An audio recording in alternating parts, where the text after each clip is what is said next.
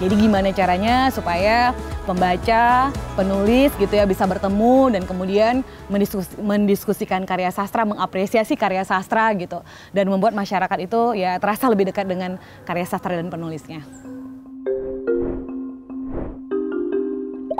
Data statistik kebahasaan dan kesastraan yang diterbitkan Kementerian Pendidikan, Kebudayaan, Riset, dan Teknologi mulai tahun 1950 hingga 2023, ada 965 karya sastra yang terdaftar. Itu berarti rata-rata hanya ada 14 karya sastra yang tercatat setiap tahunnya. Fakta ini membuat Fasya Siregar, salah seorang penulis di Medan, untuk aktif berkarya.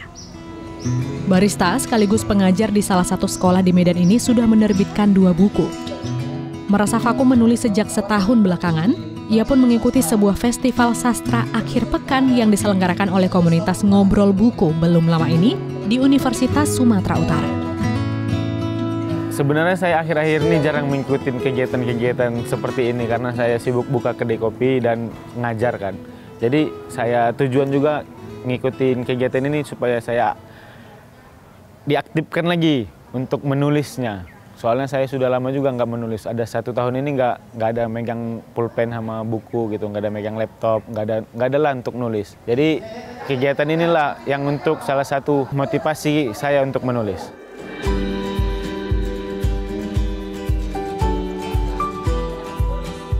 Tidak hanya Fasya, sebanyak 150 orang juga ikut meramaikan acara yang bertajuk Merayakan Penulis Sumatera, Merayakan Sastra Indonesia ini. Mari pergi lebih jauh ke barat, kayaknya Medan paling jauh ya, Aceh belum? Oke, tepuk tangan. Mereka larut dalam obrolan yang membahas tentang buku-buku yang ditulis oleh para penulis Sumatera. Kali ini, Festival Sastra Akhir Pekan menghadirkan Ziggy, seorang penulis asal Lampung. Ia sudah menerbitkan lebih dari 30 buku. Mereka pun mengupas tuntas buku Ziggy yang berjudul Mari Pergi Lebih Jauh. Eka Dalanta, Ketua Ngobrol Buku, mengatakan kegiatan ini bertujuan mempererat serta memperbesar jumlah pembaca sastra di Sumatera Utara. Lewat Ngobrol Buku yang hadir sejak 20 Mei 2020, Eka ingin memperkenalkan Kasana Sastra Indonesia. Ia juga ingin memantik para pembaca sastra di Sumatera Utara untuk rutin dalam membahas serta menghidupkan lingkungan sastra di Indonesia. Selain aktif di kegiatan Ngobrol Buku secara online, ia pun mengundang para pecinta sastra seperti di kegiatan ini. Dan Festival Sastra Akhir Pekan ini adalah sebuah kegiatan yang kami lakukan. Sebenarnya ini adalah kelanjutan dari diskusi rutin yang sudah dilakukan oleh Ngobrol Buku. Tapi untuk kegiatan kali ini menjadi berbeda dan istimewa karena diskusi luringnya itu dilakukan secara berturut-turut selama beberapa pekan gitu. Dan selalu di akhir pekan, sehingga dinamakan Festival Sastra Akhir Pekan. Nah, kegiatannya tentu saja tujuannya untuk mendekatkan sastra kepada orang banyak gitu ya. Kemudian juga ini untuk mendorong terbentuknya satu ekosistem sastra. Nah, tujuan itu pula akhirnya yang memang membuat kegiatan ini didukung oleh Kementerian Kebudayaan. Jadi memang penguatan komunitas sastra, dalam rangka penguatan komunitas sastra gitu.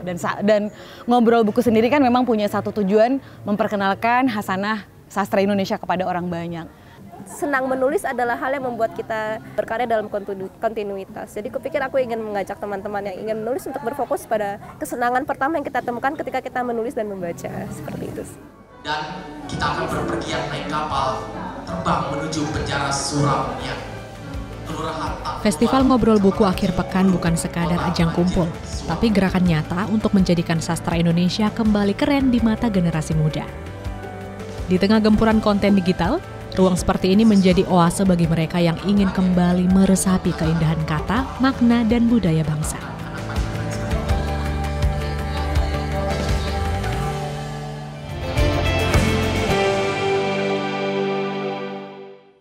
Sekian program Bingkai Sumatera. Saat ini Anda juga bisa menyaksikan program unggulan DAI TV di platform DAI Plus yang bisa diunduh secara gratis. Dan saksikan konten inspiratif serta menenangkan hati dimanapun dan kapanpun.